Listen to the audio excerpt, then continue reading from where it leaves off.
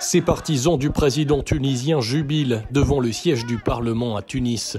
La veille, le chef de l'État Kais Saied a limogé le Premier ministre Hichem Mechichi et s'est octroyé le pouvoir exécutif.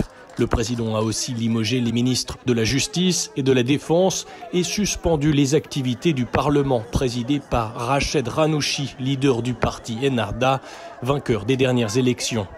Sur ces images, les manifestants paradent autour d'un siège vide censé représenter celui du chef de file islamiste. Rached Ghannouchi est parti, Ghannouchi est fini, c'est une nouvelle ère.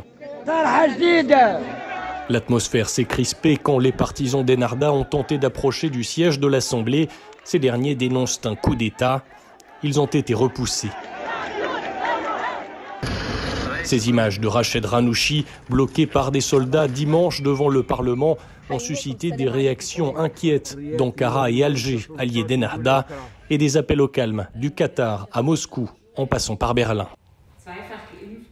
Nous prenons acte de la décision du président de la République d'invoquer l'article 80 de la Constitution pour suspendre les travaux du Parlement. Nous devons dire que nous considérons que c'est une interprétation assez large de la Constitution.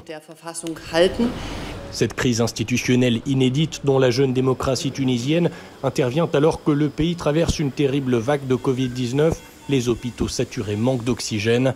Cela a aggravé le mécontentement déjà fort en raison de la crise financière. Le président promet de nommer rapidement un chef de gouvernement.